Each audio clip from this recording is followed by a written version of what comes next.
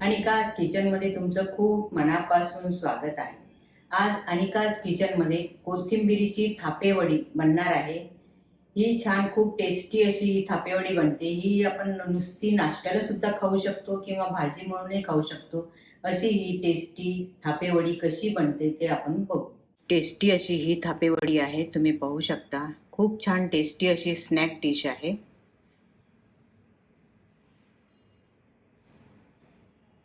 Pot घेतला आहे आणि 8-9 पाकळ्या लसणाच्या घेतल्या आहे। 1 इंच आल्याचा तुकडा घेतलेला आहे आणि ह्या 3 मिरच्या आपण ह्याच्यामध्ये टाकून बारीक करून घ्यायचं आहे। ह्याची बारीक पेस्ट बनवायची आहे। मिक्सिंग बाउल घेतलेला आहे आणि त्याच्यामध्ये 1 कप बेसन घेतलेला आहे।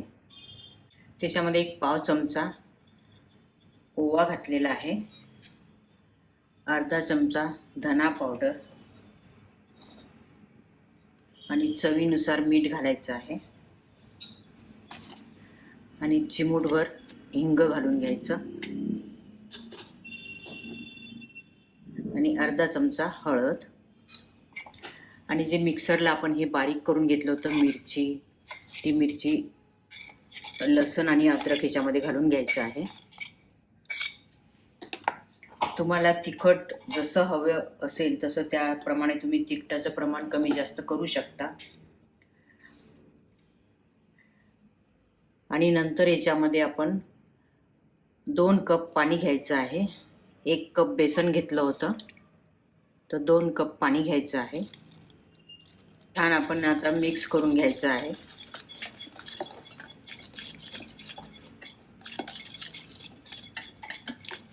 हे आता छान मिक्स झालेलं आहे, तुम्ही पाहू शकता।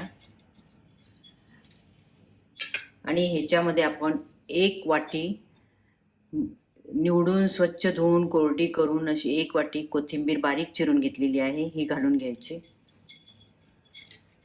आणि हे छान आपण मिक्स करून घ्यायचं आहे। नंतर आपण ह्याच्यामध्ये परत अर्धा कप पाणी घालू। 1 कपाला 2.5 कप पाणी घातलेलं आहे।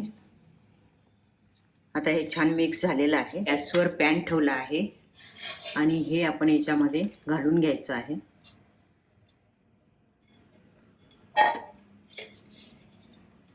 आणि हे छान घट्ट होईपर्यंत आपल्याला स्लो गॅसवर शिजून घ्यायचं आहे। हे आता बऱ्यापैकी घट्ट झालेलं आहे। आपण आता याला झाकण लावून वाफ येऊ देऊ। छान वाफ आलेली आहे।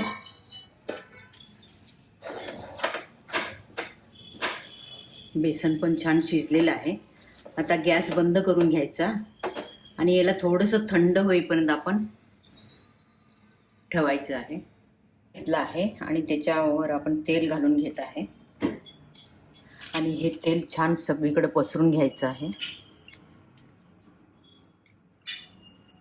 नंतर हे पॅन मधलं आपण हे बेसन याच्यामध्ये घालून घ्यायचं आहे आणि याला छान आपण गरम असल्यामुळे हाताने नाही पसरू शकत, तर असं कशाने तरी थापून घ्यायचं आहे। मी एका वाटीला तेल लावून घेतलं आहे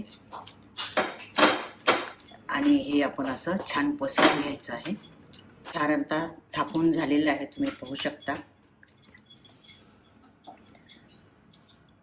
नंतर आपण ह्याच्या वड्या कापून घ्यायच्या आहे, कट करून ठेवायचं आहे।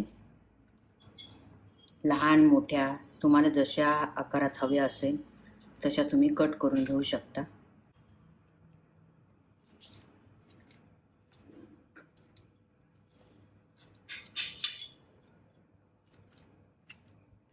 मी शंकरपाळ्याच्या आकारामध्ये कापून घेत आहे। याला चौकोनी किंवा छोटा आकार असंही करू शकतो।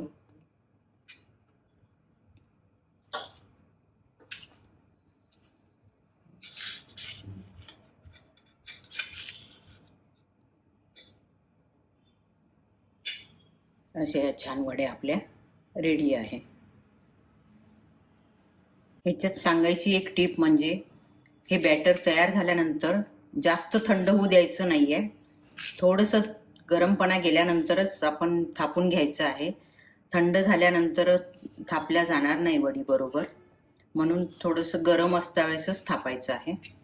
ठेवलं आहे आणि त्याच्यामध्ये 2 चमचे तेल घालून घ्यायचं आहे. पाव चमचा मोहरी आता तडतडायला लागलेली आहे. त्याच्यामध्ये अर्धा चमचा जिरे घालून घ्यायचे आहे.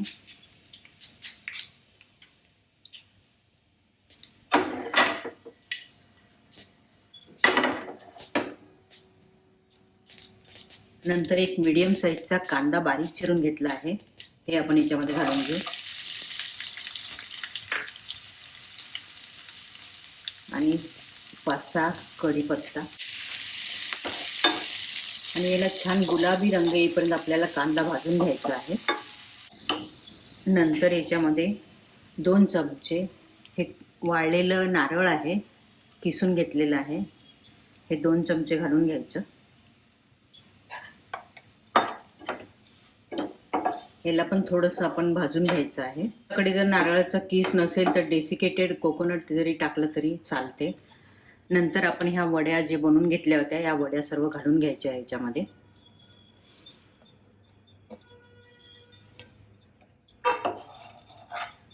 आणि हे छान मिक्स करून घ्यायचं.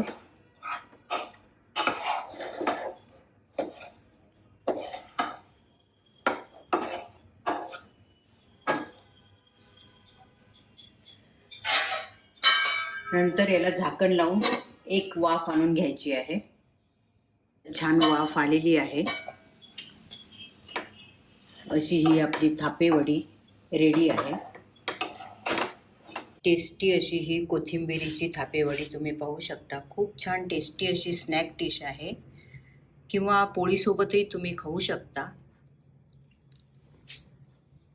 तुम्हाला जर ही माझी डिश आवडली तर जरूर लाईक, शेअर, सबस्क्राईब करा. सबस्क्राईब केल्यानंतर समोर बेल आयकॉन येते ते दाबा, म्हणजे माझी नवीन रेसिपी आल्यानंतर तुम्हाला लगेचच नोटिफिकेशन मिळेल. वेळात वेळ काढून माझा व्हिडिओ बघितल्याबद्दल धन्यवाद.